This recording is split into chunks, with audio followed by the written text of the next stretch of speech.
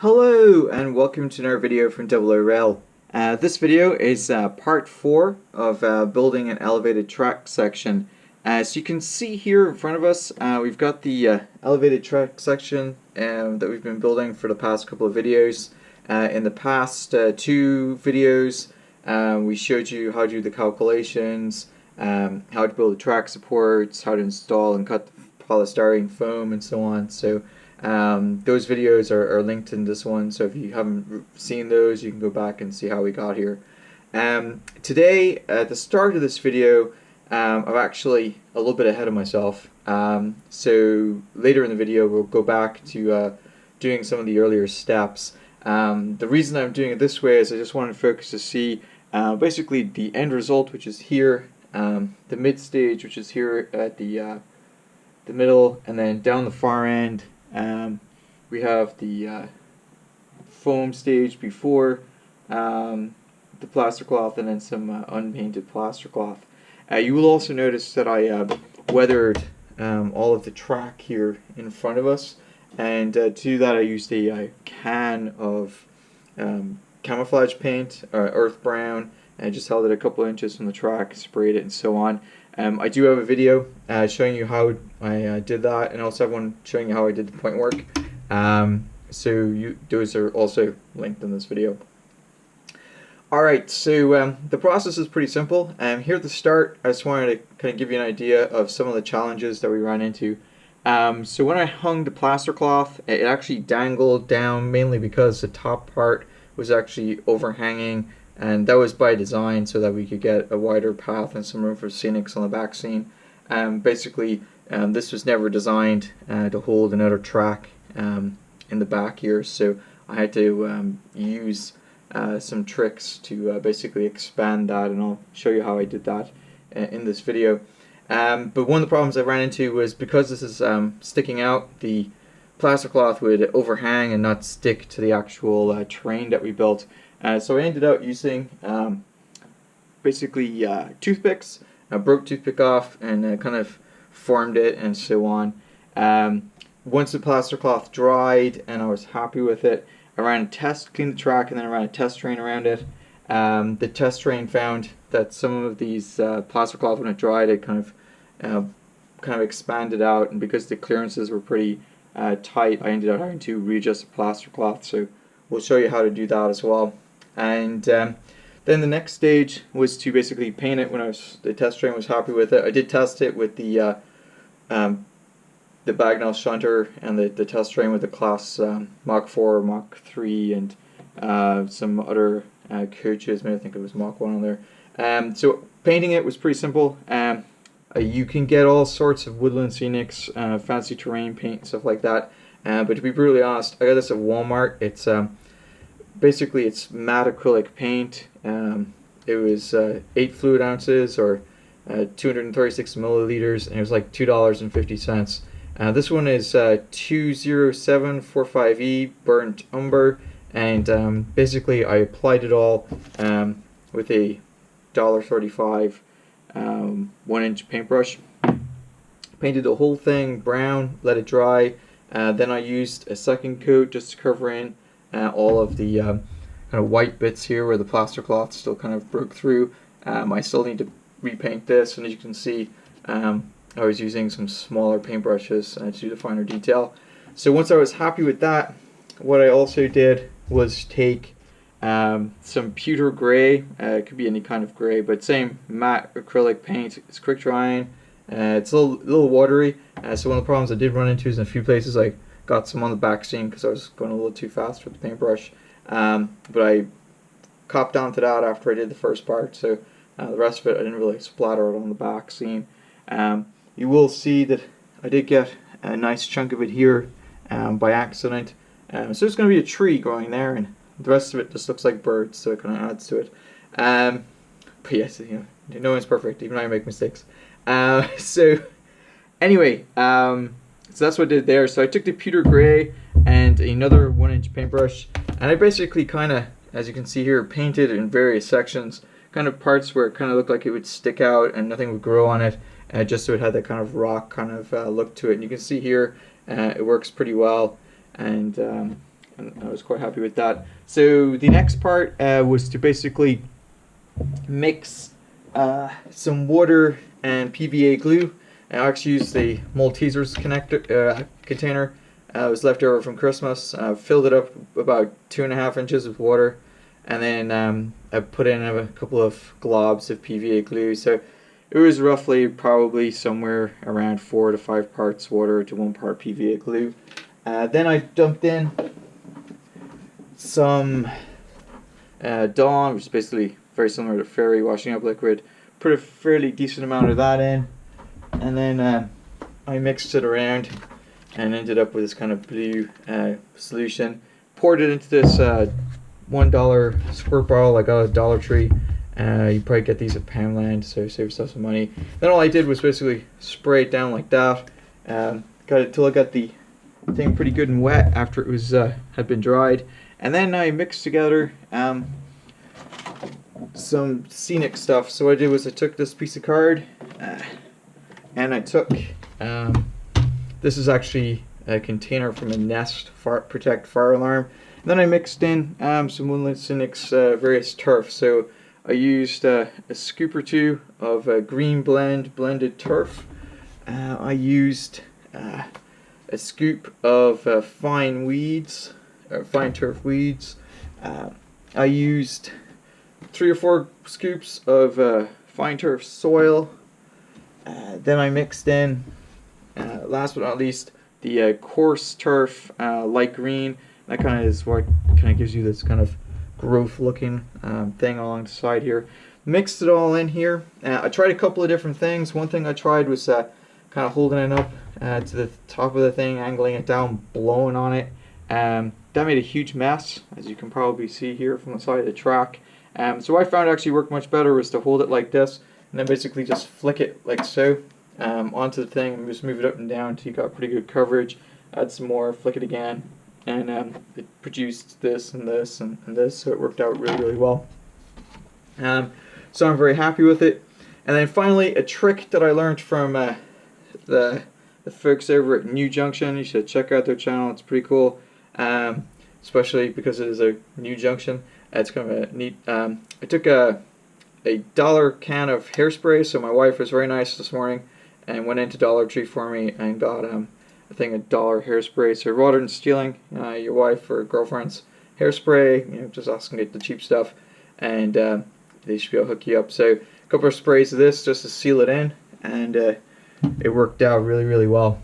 So what we're going to do now in this video is basically take you back to the very beginning, a couple of days ago when I started this and there was no plaster cloth on it, and you can see the process of what I did in plaster cloth, painting, fixing it, testing, and so on. And then towards the end of this video, what you'll see is I will actually show you the process I used, not only to paint the last section, but also how to finally paint this middle section, and then also to put the final covering on it as well. And don't worry if you mess up, as I have.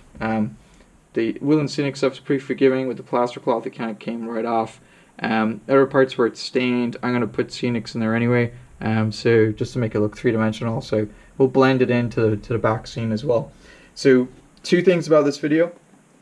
I filmed other videos while I was filming this. So I filmed the video for weathering the point work here, and I'm also going to use the video footage that I did from this video to create a video for, you know, doing an actual incline or sheer cliff face, and some of the challenges in there, just to make it kind of condensed down, because this video is going to be pretty long. So other than that, I will do another video showing you how to do scenics as well, just to keep it separate and nice and clean if someone just wants to quickly check out the technique that I used. Alright, one thing I'm not going to do in this video is clear down the end. There's the hillside. I'm going to do that in a separate video, mainly because this video is going to be really long anyway, and I'm probably going to want to upload this before I get a chance to finish that down the end. So that's it. So what we're going to do next is go back a little bit in time, so you can see how this all started, and then towards the end of the video you'll see, after this, where I've finished painting the other end. So like I said in the previous video, this particular project is a little bit tricky, not only because it has to get up to about 12.5 centimeters down here at the end for the second level track, but it's also got very limited clearance between this outer track here on the wall. One of the reasons for limited clearance is I didn't actually plan to have an elevated track section in this part of the layout, but then after giving it some thought, and thought it would be a kind of a neat idea. So in this video, what we're going to do is basically the final part, which is to put the plaster cloth on the foam and polystyrene that we have here, and we're going to also then apply scenics. So we'll paint it and apply the static grass and some of the foliage and stuff like that.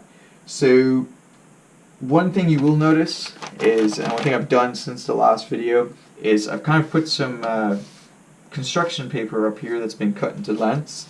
They're not very long, they're basically just a little bit wider than the track. And the reason I did this, they've been kind of PVA glued on top of the foam.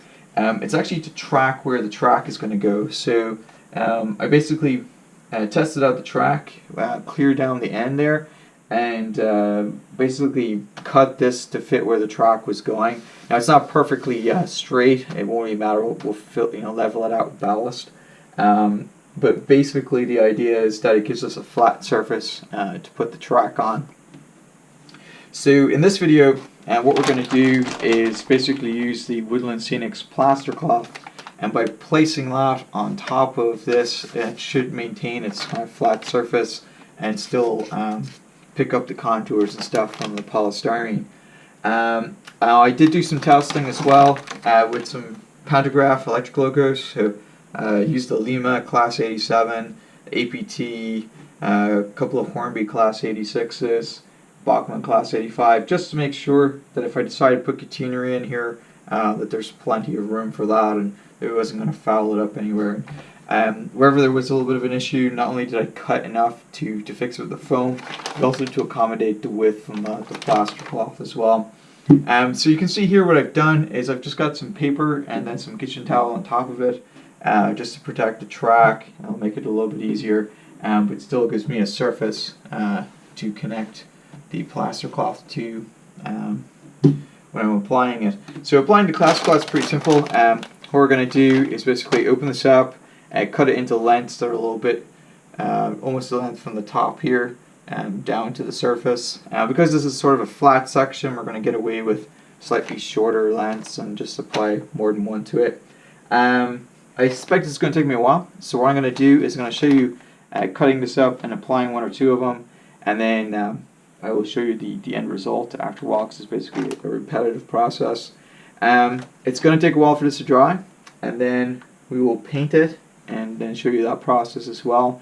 But I want to make sure that you understand that what you see in this video, it's probably going to be like a 20-minute video, 25-minute video, and it is something that took place over a couple of days. And so I want to give the impression that this is a fast process. You're just going to take a little while to do it. So this is not something I've done before, so this is a first time for me, but it looks pretty easy and fairly straightforward, so I'm hoping it's not going to be too big of a deal. So let's get started. One other thing too is I'm going to remove my wedding ring just so it doesn't get covered in plaster cloth or I don't indentate anything. So opening this stuff up is pretty simple. Oh yeah, people sometimes ask me about cost. I got this a couple of years ago. It's been sitting. I bought a bunch of them every time I went to Hobby Lobby, and it was about $10.99 in US dollars. And in terms of cost, the rest of it, the polystyrene was free. I spent less than $3. I think it was like $2.70 or something like that on a can of expanding foam, and construction paper was like 3 sheets of construction paper, so a few cents on that, and you know, a couple of toothpicks, pack of 300 toothpicks is like $2, so it's not very expensive. So the supports were cut with some craft board, and it was less than $5. So I don't think I've even hit $20 yet with this project. It's going to use a couple of lengths of track, so I think that's probably going to be one of the more expensive items, but it really isn't that expensive. So it's like 14-foot curved incline, probably going to cost me less than $40 in total to build. That's probably around 30 pounds. Alright, so let's get to it.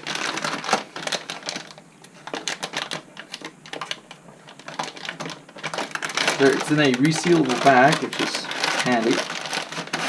Keep the moisture out. And you can see here, it's simply just in various lengths. So we're just going to go and cut it.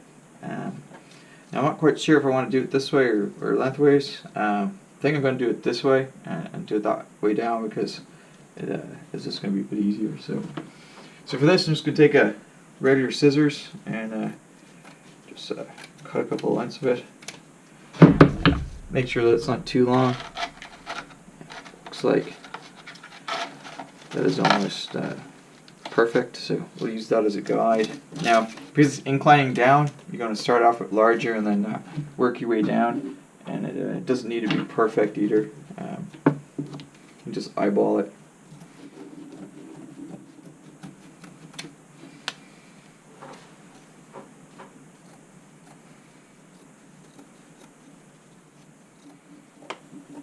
And these things can overlap, so I have enough wiggle room with this stuff to you know, basically get away with it if it's a little too short or a little too long, and overlap it a little bit.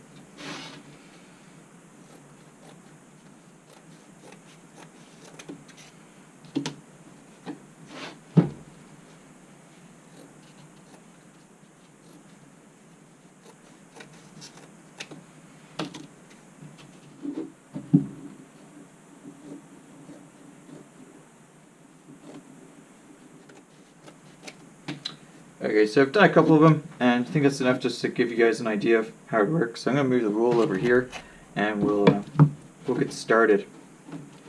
So it's pretty simple. I'm going to move the container of water here, and this container is going to get destroyed. So I just picked up a new container at Walmart. They're like 97 cents, so it's not too bad. So all you do is take your plaster cloth and just drop it in the water like that, and then pull it out, shake it off, and then drop it into place. Now do keep in mind that your back scene here is water. I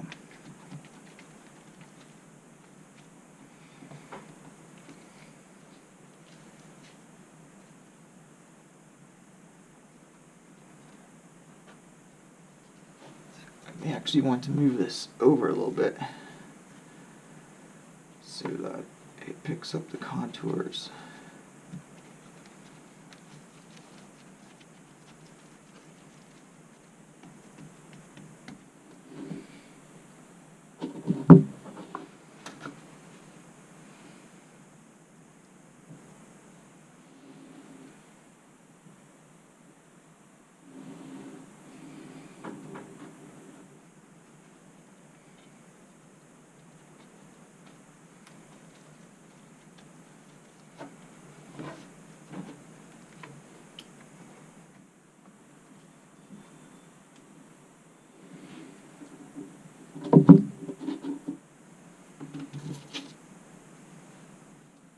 So one issue I'm noticing right away is because this is a steep incline, I'm finding that the plaster cloth is wanting to hang down.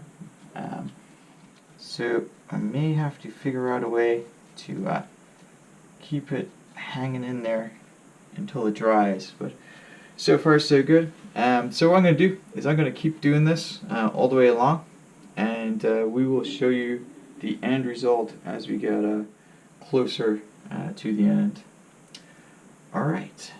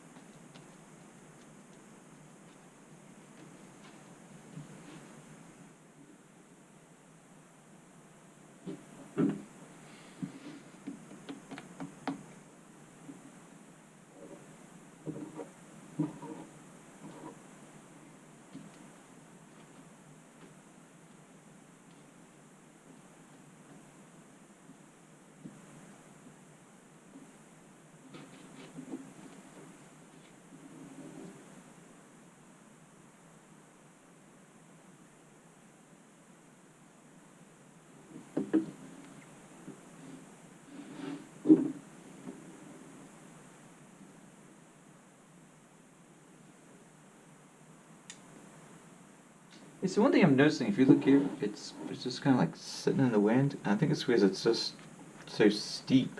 So I think what I'm going to have to do is take my toothpick trick that I use to keep the foam up and use it to keep these things in the right contour. So for example, if I push this in here and just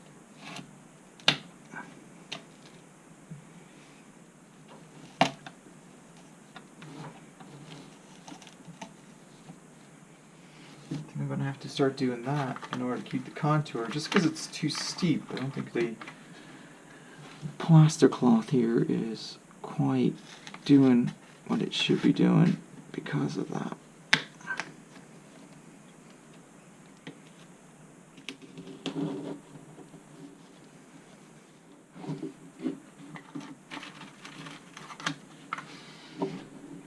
Because the plaster cloth seems to be working okay. It's on the upper parts, it's where it's supposed to be hanging down here. This ain't working.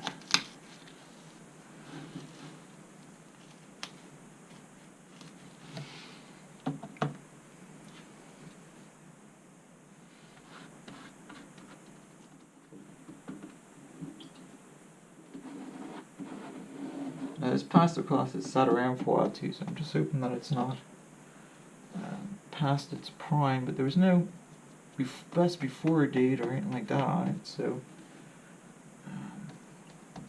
and it does seem to be doing a little bit better now that I've anchored it in places, so may have just needed some time to set in. You can see in certain places it's just not getting in the way it's supposed to, or the way we were expecting it to.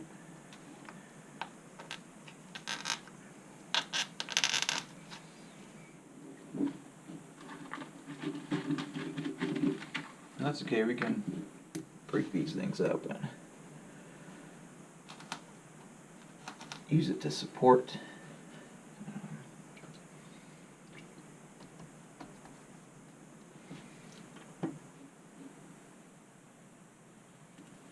Now this was something that we thought might happen, so it's not a big deal. It's certainly something we can work around, but we do want to make sure we don't break the contours, because of the clearance of the track is pretty important.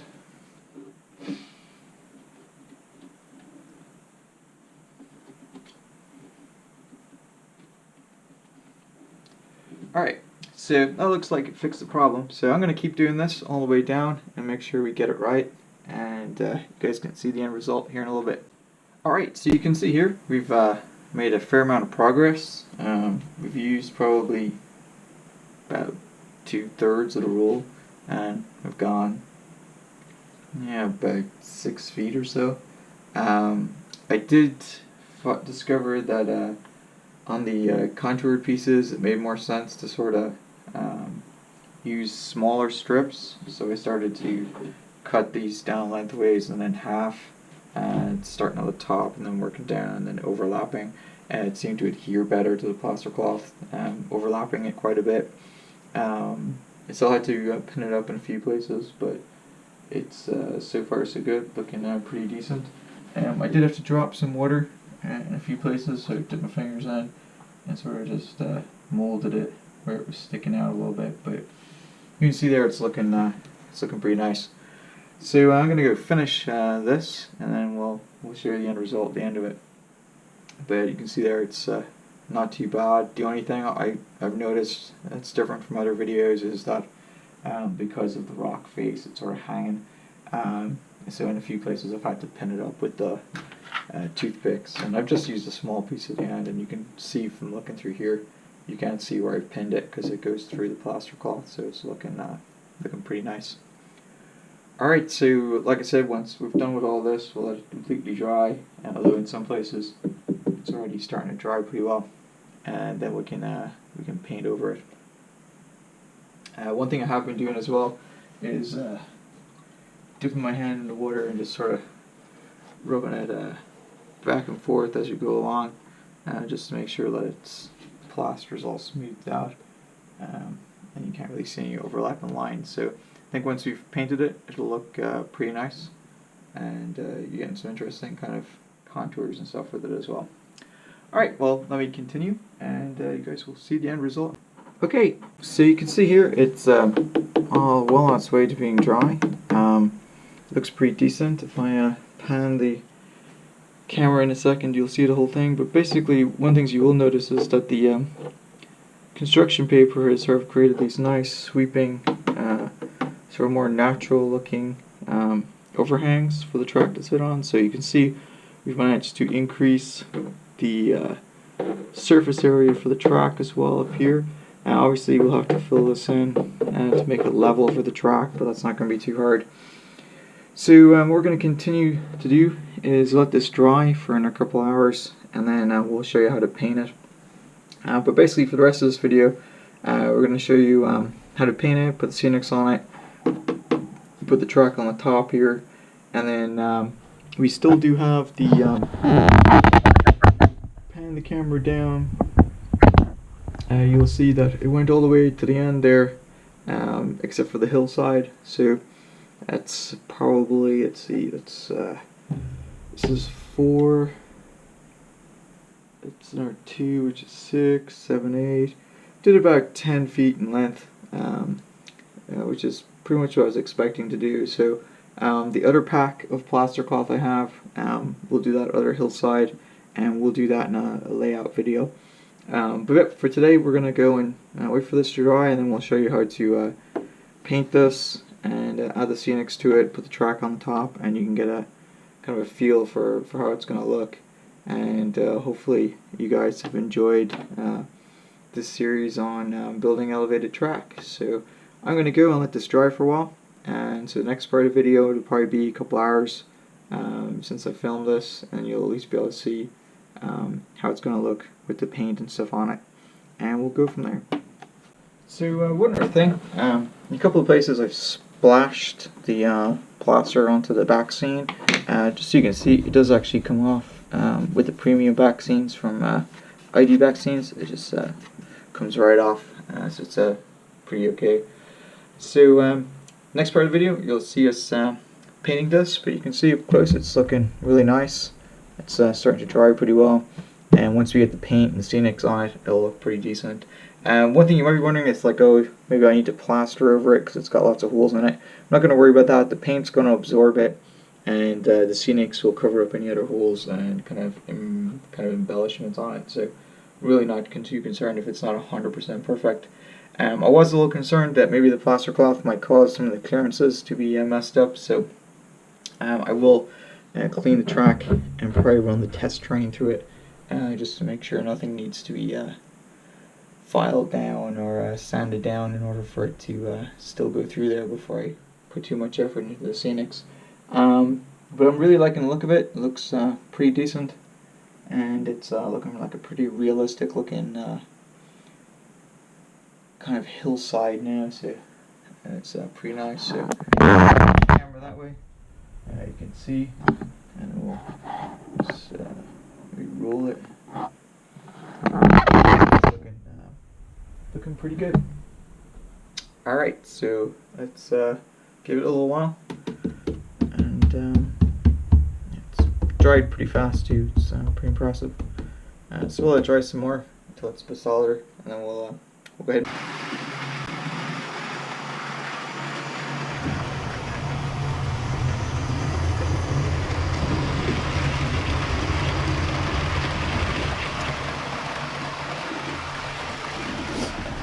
Okay, so you can see we have the test train going. It's been just over 24 hours and the stuff is pretty much rock solid. There are a couple of things we ran into and had to fix. So one thing was, especially down this area here at the end of the elevated track section, because this was a lot steeper, almost straight down compared to other parts of the elevation and the terrain.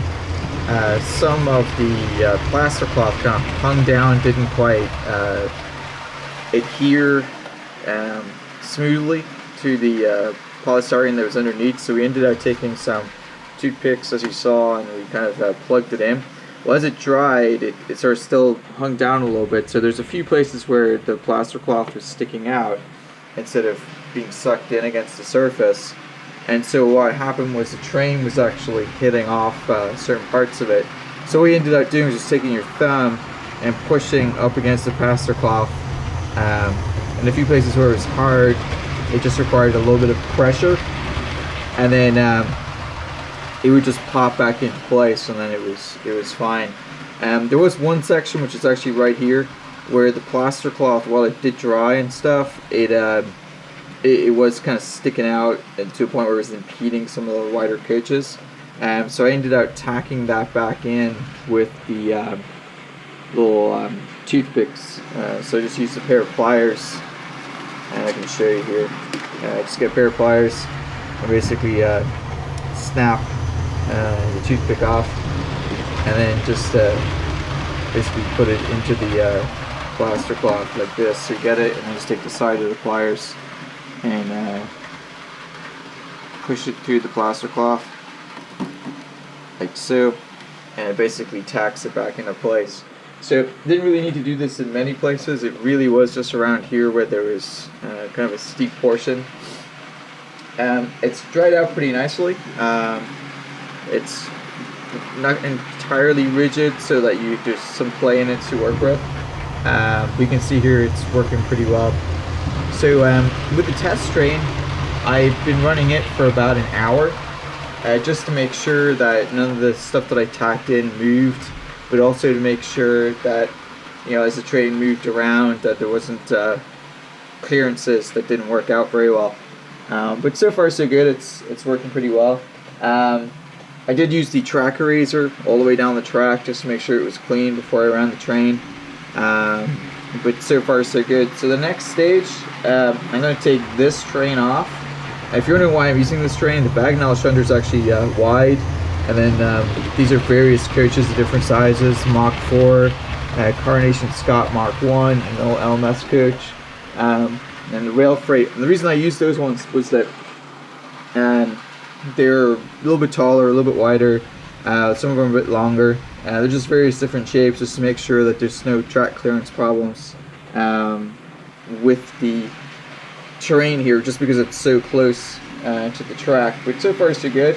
The Bachmann is actually one of the widest and tallest locos I have. It's not the longest, and you can see there it's kind of touching up against it every so often. I'm not actually going to run the Bachmann shunder on this line, so I'm not too worried if it's like touching against it here and there.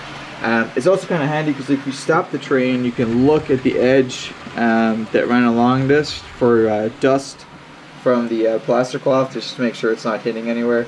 But after a couple of runs, it seems to be pretty okay, so it's looking pretty good. So before I start painting or doing like that, I'm going to take this train off and run the HST, which is probably what's going to be primarily running on this line anyway, and just make sure that there's no issues with it. Since it's narrower and shorter than the diagonal shutter, I'm not expecting any issues. And then what we're going to do is basically get painting. So before I paint the terrain, I'm going to need to actually paint the track here that's in front. I'm going to weather it. So I'm going to tape up the point work that's here, and then I'm going to take the spray paint and basically spray paint all across the various track here, not just here, but just weather the whole lot while I'm at it. So it'll get a lot of the track weathering done as well. I need to vacuum it up first, obviously, because there's a lot of fragments all over the place. We don't want that to end up hardened on the track with the paint. But yes, so far so good. It's looking pretty nice. We managed to get some extra width on the top here, so we can put some terrain in the back and mount the track on the top. If you're curious as to how the track would look on the top here, we do need to kind of push it down a little bit. I'm probably going to tack it in place in some places and then just glue the rest of it and then build up the terrain with ballast. It will need a little bit of weight to flatten it out, but it should be perfectly fine. Alright, so I'm going to stop this train and get it off the track and basically throw the HST on there and make sure that it works okay.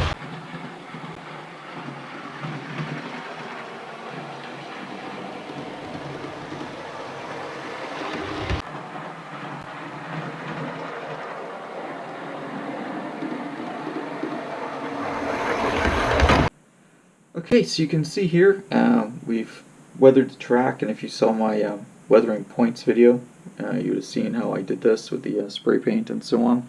And so since this is all done in the foreground, I went ahead and started to paint the back scene as well. Painting the back, I just basically used matte acrylic paint. I got this at Walmart.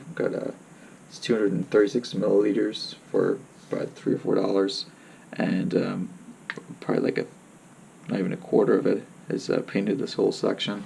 One thing I did do, if you look at the bottom here, I kind of didn't paint it all the way down, just so you got kind of a two-toned effect, and as this dries a little darker, it's should look pretty nice. And I kind of mixed it up a little bit. And this particular color is burnt umber, but it's kind of basically a slightly lighter brown than the brown earth paint from the spray can. You will notice that I have left certain parts of it up here unpainted. That's because I was using a 1-inch paintbrush, and I didn't really want to touch the back scene with the paintbrush, so I'll go back over this with a smaller art brush and get a little closer and make sure I don't touch the back scene as much with it. But so far it's looking pretty good. The next part of the video I'll actually show you how I painted this, so we'll do the next section and record that for you. And we're getting a lot closer. So it's been about a day since the previous segment in the same video to let this dry and so on, and it's looking pretty good. Alright, so I'm going to let this dry, and then in a little while I'll go and paint the other part and show you that on the video. Okay, so in this part of the video we're basically just going to spray paint the rest of the track here, and what I've done is I've just vacuumed it all up so there's no loose debris, and I've put these little card clips into the points blades just to protect them from sticking and so on. So the plaster cloth ends roughly about here, so I'm going to do all the track all the way around, but I'm basically going to stop spraying this. Now the back scene is a lot lower here, so I'm going to angle it down a little closer. I'm not going to spray this as much as I did the other sections. So what I'm doing is actually on my second can now of Rust-Oleum camouflage. This is earth brown, and I'm using the camouflage paint mainly because I found it at Walmart, and it turned out that it was non-reflective and ultra flat, and it's dirt cheap. It's about $3 or $4, I think it's like $3 for a 12-ounce can of it, or 340 grams. So it's relatively cheap, and it works really well. It's dark enough that it makes wetters and sleepers at the same time, and it works really well. Now the only thing with this is while you're spray painting, you want to wipe the track clean when you're done. So I use some kitchen towel just to wipe the top of the rails off, as it makes it a lot easier than trying to clean it up after it's dried. So this has been shaken for a couple minutes, but I'm going to shake it again real fast. I'm sure you guys saw that in the video, but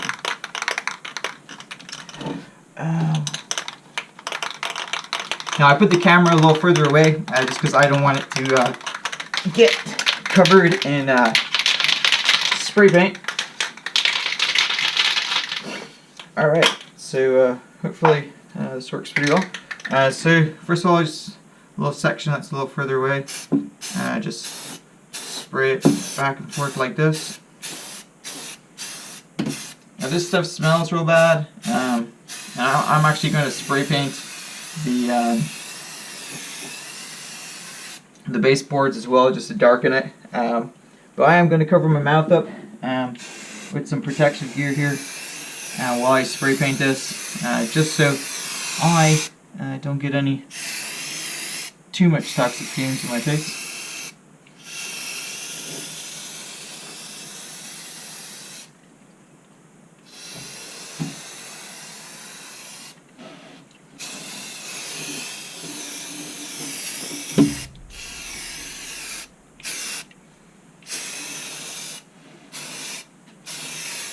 Now one thing I should point out is I did clean the track before I started applying paint. That's probably something you want to do.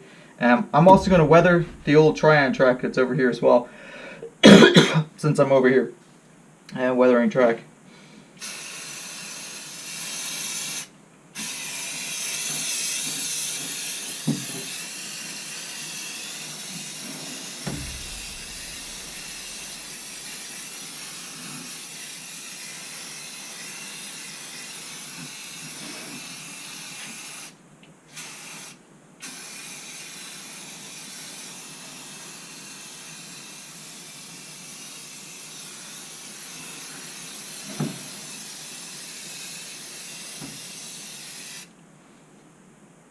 I'm just checking to make sure there's no backsplash going on the back scene. There's not, but man, I'm gonna get high if I'm not careful. Now, spraying this quantity of spray paint, you are going to want to shake it up every so often. Hopefully it's not my last video.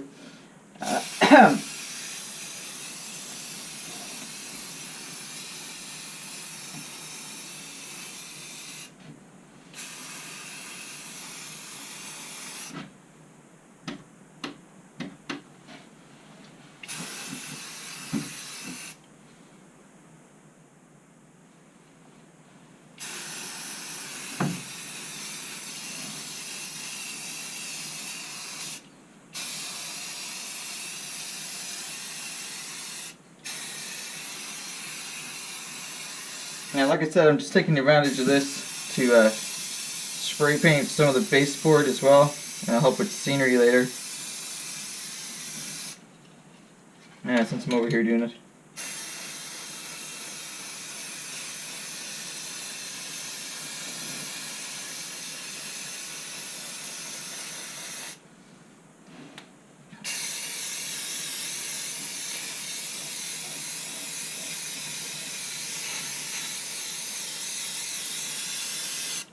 Alright, so you can see, it's pretty much, whoa, it's a pretty strong smell. Alright, so what I'm going to do next is I'm going to go wipe all this track down and then let this dry, and then what we'll do is we're going to continue and paint this section here, and then show you the technique for putting on the various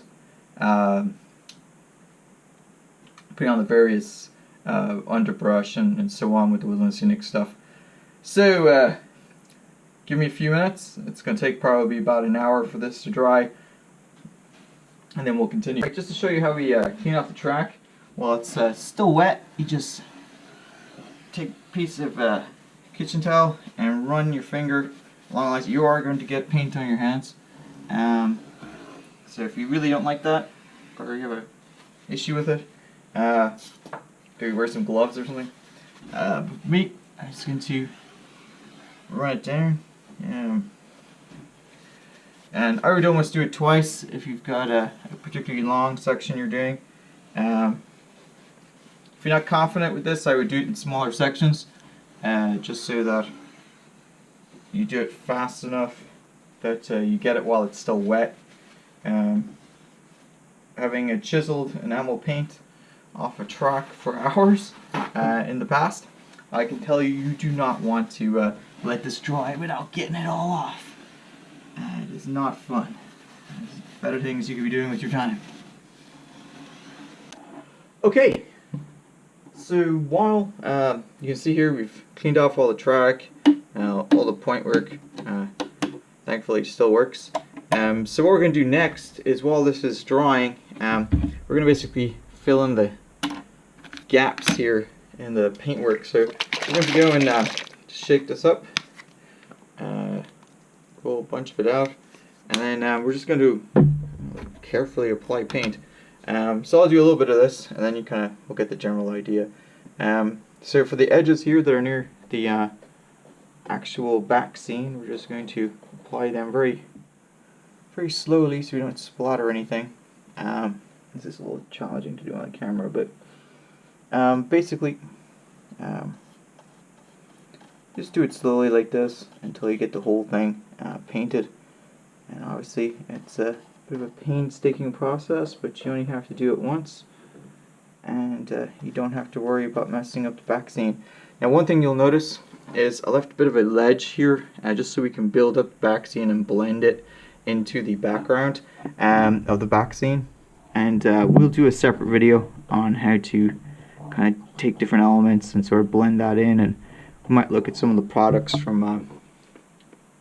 Model Railway Scenery or Scale Model Scenery, and see what they have in terms of putting stuff in the background there. But basically what I'm going to do is just fill this in across the whole board, so like basically from here back, and then next part of the video I'll show you how to paint the major part of it. So we got to this stage, and how to do the gray as well. But basically, what I'm doing right now is just using the brown to fill in. If I overlap some of the gray, it doesn't matter, because I'm going to go back over that later. Alright, so I'm going to go and continue this because it's a bit of a painstaking process and it's a little hard to do on camera.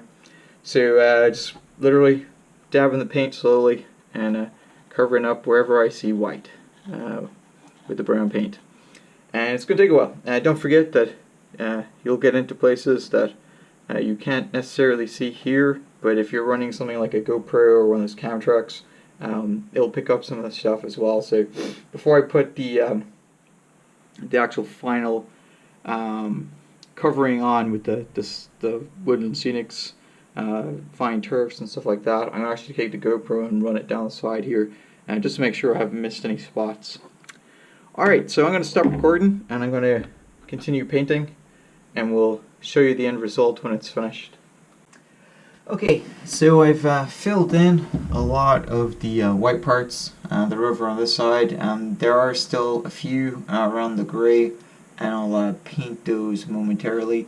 But for now, I wanted to go and work on this section here, just so you guys can see the technique. So I'm going to be using this matte acrylic paint. It's burnt umber. It's kind of just like a dark brown color. It's going to go on kind of more of a chocolatey brown. And it's very liquidy, so you just gotta make sure that you don't splash it up on the base on the back scene. Now I'm using this instead of something like the woodland scenics, paint and so on. This is just cheaper. It was like $2.50. I have a bunch of colors at Walmart, so it just seemed to be a better option. And it's just kind of like the same kind of paint you use at school when you're a kid. If you're still a kid. I have a couple of paintbrushes here too. I'm going to go back to using I'm actually going to use a 1.5 inch brush just to kind of speed this up a little bit. And basically I'm just going to paint the whole top of this. And one thing I have found is that when you're painting the flat part, it's just as easy to do that, and then just take the paintbrush and gently apply some pressure to it to put it in, and it goes on pretty quick. It's a quick time-saving tip for you. You just want to make sure that you're not splashing it too much with the brush strokes, mainly because you just don't want to get on the back scene.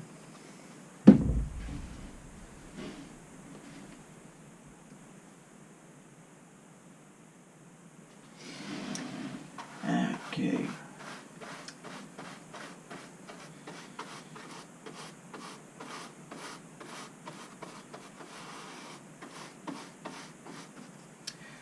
And then for the front part, I'm just going to take the brush and apply it like so.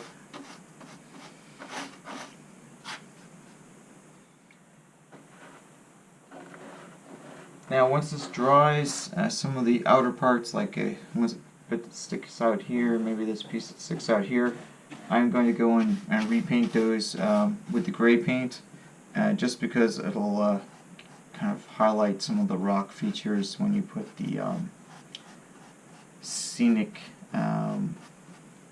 turf and stuff on it. So I'm going to keep painting this. You guys obviously are going to want to sit here and watch me spend 30 minutes painting. So what I'm going to do is I'm going to keep painting this. Like you can see, I'm just using the paintbrush and just using short strokes, making sure I'm not splashing the paint anywhere. And basically what you want to do is get the whole thing brown.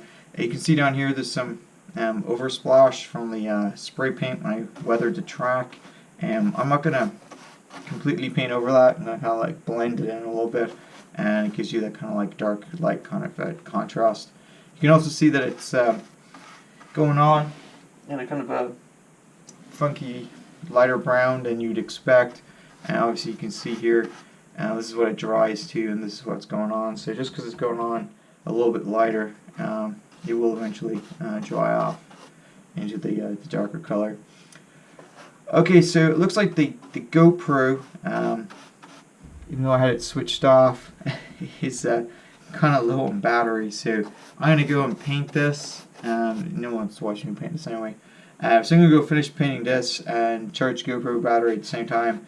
And then what we'll do is I'll show you how to paint the gray parts onto this section and then onto this section, and then we'll apply the scenics across the board and show you the finished result. This is about, I think, 6 feet maybe that I have left to do. Probably have about 8 feet of the scenics to do. So I think it'll probably take me about 2 hours.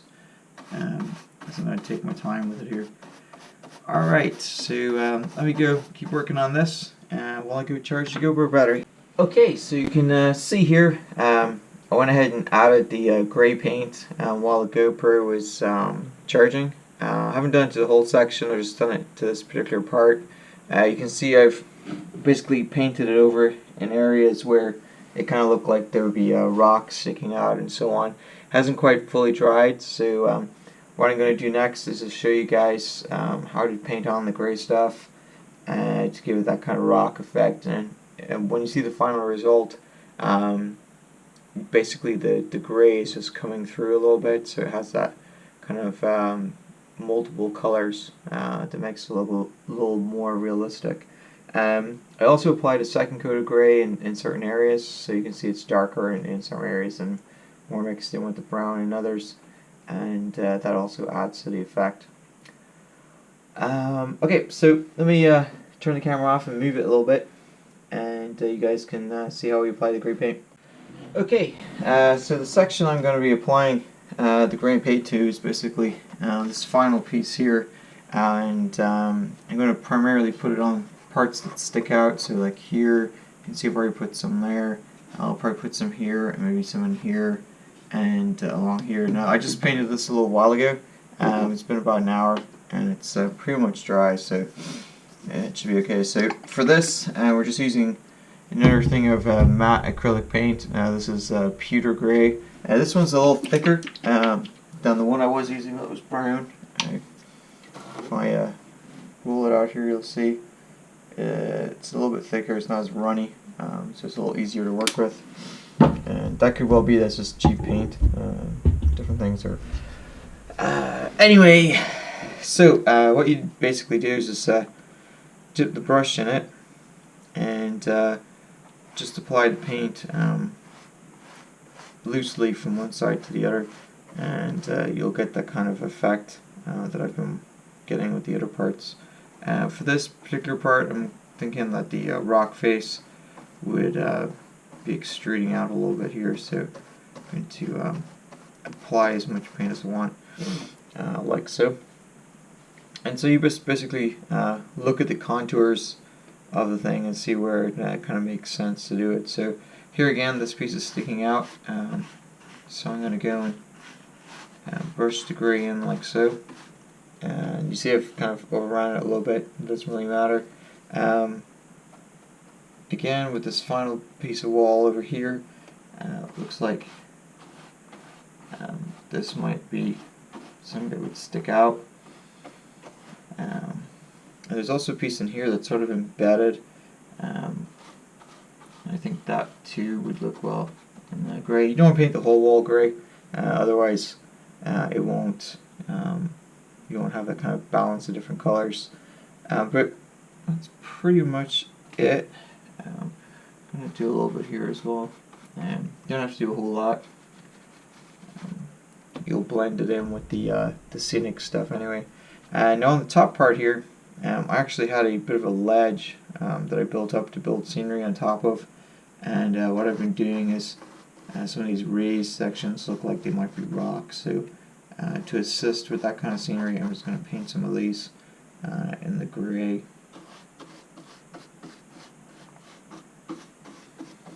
And it doesn't have to be perfect. It's going to just blend in with the scenic fine turf, so it'll look fine. It's basically just going to look like rock that's sticking out from the grass and so on. Alright, so that's really all that you have to do. There's no real crazy magic trick to it. You just take the paintbrush like I just showed you, and where you think the contours look good, just apply some gray so it looks like a rock face. I could put some in here. Not quite sure yet. I think maybe it'll look better with some of the turf in it instead. So I'm going to leave that brown, and I'm going to let this dry. So the paint isn't too thick, so or too runny, so it should hopefully dry a little faster. So I'm going to let it sit here and edit up some video while this is drying, and then the next phase will be to apply glue and the scenics, and hopefully you'll see it transform into something cool. So give it a little bit, and the next part of the video we'll show you applying the various Woodland Scenics products. Okay, so we're finally on to the last part, which is putting the scenics onto the terrain here. This is completely dry, just testing out my hands here, and this is going to be fairly straightforward. So the first thing we have mixed together is our glue and water and very washing up liquid mix. So this is basically just to apply the scenics to the terrain. So what I've done is this. I think I've already done this in this video, but I've filmed so much of it now, I'm not so sure. So I'm just going to give you a quick recap. So basically what's in this bottle is about 5 parts water to 1 part PVA glue. I used Elmer's school glue. You can buy it by the gallon for about $10 to $12.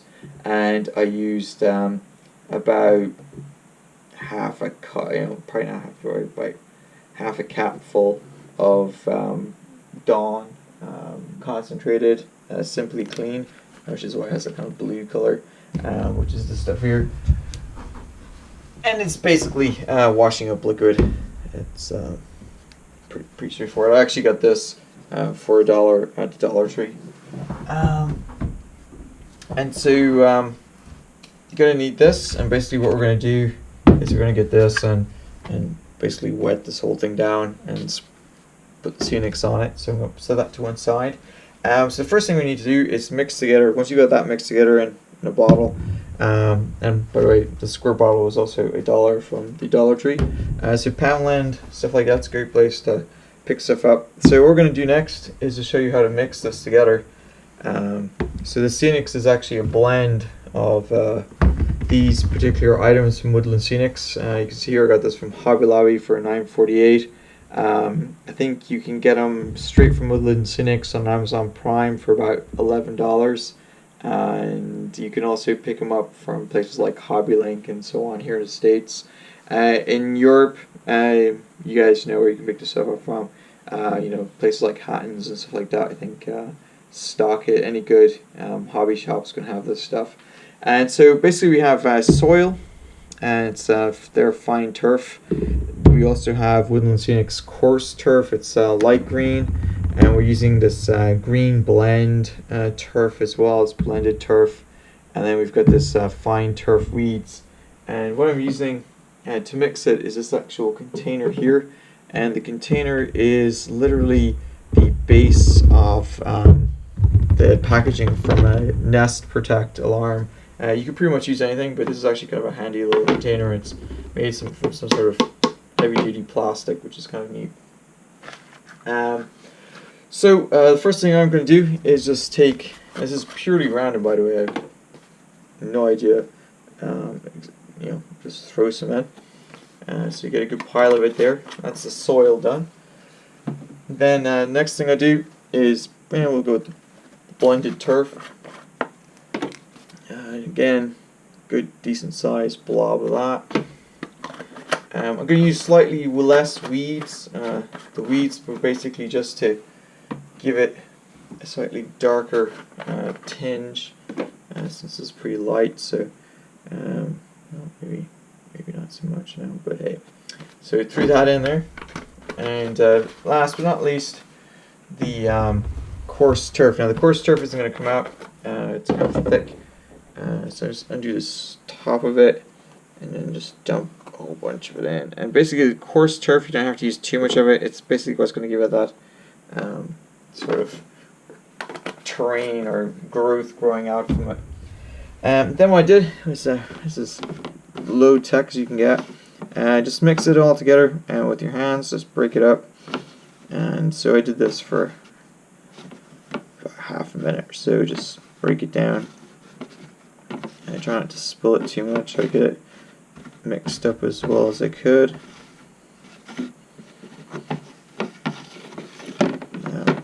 The coarse turf tends to kind of clump together, so I kind of just ran it through my fingers a little bit, just to break it up. You want to try to make sure it's not clumped. You can see there I dumped a bunch of it on the track. I'm going to try to pick some of that up. I wouldn't worry about too much about getting it on the track unless it's wet, and you can always vacuum it up with the vacuum cleaner later, so I'm not too worried about that. Alright, so it's pretty well mixed, so what you end up with is something that kind of looks a bit like that. So next up, you're also going to need, forgot to mention this, was a means of getting it onto the terrain. Now, because this terrain is sheer, you can't do the usual things you see where people are kind of shaking it loosely over it. I've seen, get the container and do this. That's not really going to work. All it's going to do is you're going to end up with a big blob of it down here. I tried, using a can of air or blowing on it, and that really didn't work very well either. What I found out what worked really well was basically put it on the card here and then just flick it, and you'll see in a second that it actually works reasonably well. So first of all, you don't want to get too much glue on this, so use that to cover that up. And I'm going to soak this whole section here with the PVA glue mix. And you can see here it's pretty straightforward. You just soak the heck out of it.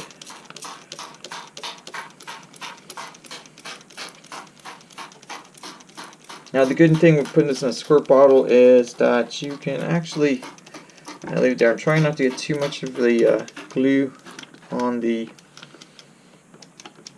Oops. Bottle doesn't want to work now.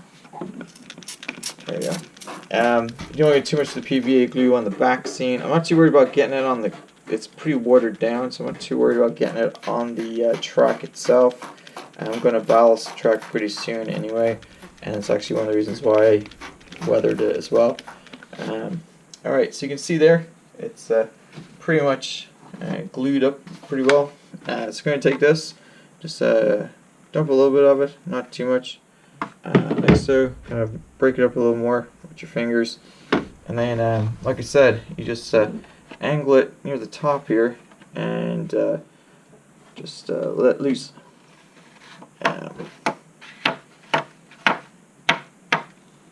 And you'll get some that'll splatter up there, like so. You'll get some that'll pull down the bottom here. Don't worry about that, just kind of push it in with your fingers so it goes up against the terrain. We'll clean it off the track later. Yeah, not too worried about it. And there, get some more on there. And again, just angle it down and just splatter it on there. Very scientific process we have here. And again, just kind of push that in there like that, and you'll build up the bottom terrain as well. And you can see there it's starting to take shape. This particular place you'd like to get some more on it, like maybe here, you can do that with it, and likewise just randomly flick it on there. And again, I'm going to go and take a little more of it and try to get it in there a little more. And obviously it makes a bit of a mess. Like I said, don't worry about it too much. You can just use your finger here to push it back into place, like so.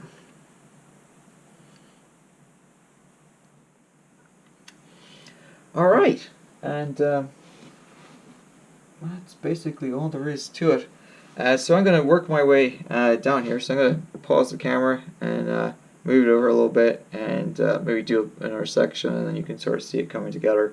And once this dries, we're going to go and spray it with some Dollar Tree hairspray just to latch it in when it's done.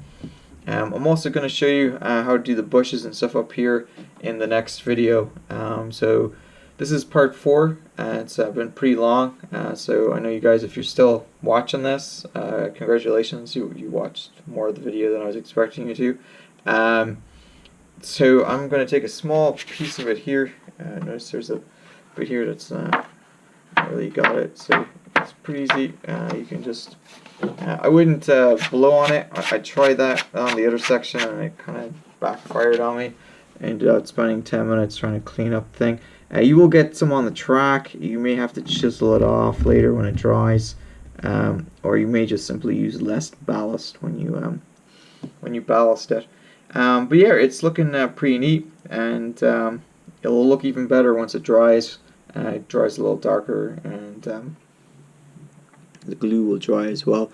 And it will take a while to dry. I think with the section here, which I'll show you in a minute, it took probably a good half a day to dry. So like I said, let me pause this, do the middle section, and then let you guys take another look at it here in a minute. Okay, so you can see here what I've done, just here and a little bit further down this way as well, is I've used up the rest of the mix, but you can see I've left these kind of larger rock areas, and the reason I've done that is I'm actually going to use a slightly different mix for this. I figured out from the earlier part that that flat section of rock actually looks a lot better if it has a little slightly different mix. So I'm going to use the soil, and I'm going to use a little bit of the blended turf. I'm not really going to use any of the coarse turf at all. I'm going to apply that in a second kind of overlay, but I'm going to apply mostly weeds to this, as you can see there. And then I've already got the other mix still in there, so I'm just going to mix this up really carefully, not to sort of mix it all together, just kind of mix it off in one corner here. And so you end up with a much darker mix. And so what I'm going to do now is basically spray the this section without trying to hit the other sections too much. I might get that a little bit so it kind of runs over it, and then again just pour a small amount of it onto that and flick it like so. And then again I know it's mixing now, so I'm not too worried about that. And then I'm gonna basically flick it a little bit. Yeah, I'm going to take a small amount and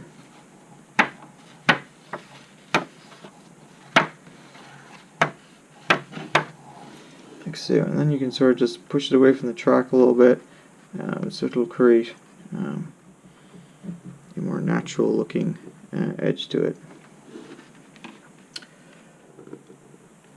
Now finally, what I'm going to do is, it's been a few seconds, so I'm going to just spray a little bit more over top of it. It's going to run a little bit. I'm going to take some of the other mix, put some of the larger pieces of the coarse turf on it, and just flick it off like so. Alright, so it's looking pretty good. So, let me move some of the stuff out of the way, and you can get a kind of a better feel for this. So again, we're gonna have to let this dry for a couple hours, so you end up with the end result. And what we'll do in the next video is we'll show you how to add some of the final finishing touches, which is putting some bushes around some of the edges and so on. But what I'm going to do next is I'm going to just pan the camera a little bit to the right. So hold on a second. Right, so you can see, hopefully, this. We can't see. Okay, so this whole section here was part of the original part that I just finished earlier, which you may have seen photos of that on Facebook and Instagram. And then this is a bit that's been finished up since. So what I'm going to do next is I'm going to let this dry. and I'm going to work on some of the rest of it. But what I'm going to do is I'm going to remove the camera from the GoPro mount and just put it in a couple of places so you guys can see the effect up close.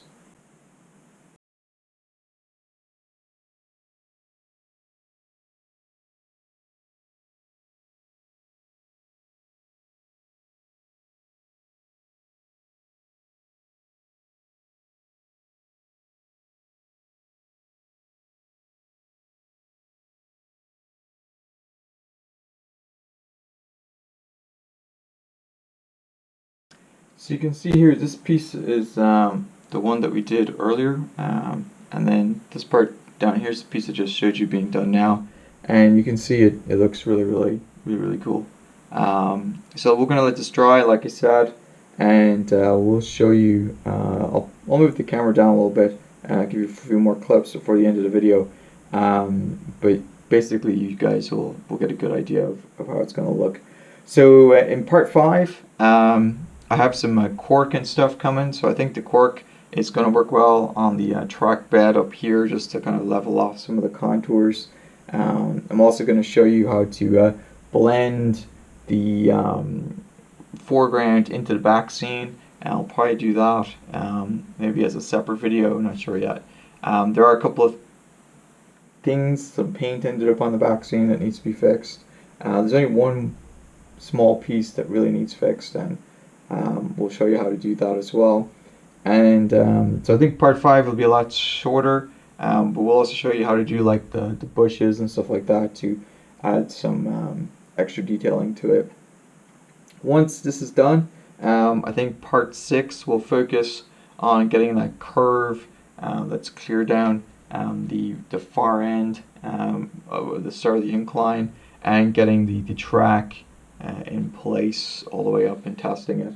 So it's been a pretty cool project, and it's the results I think from this are well beyond what I was expecting. So it's pretty cool. All right, so let's give you a few more shots, and then we'll wrap.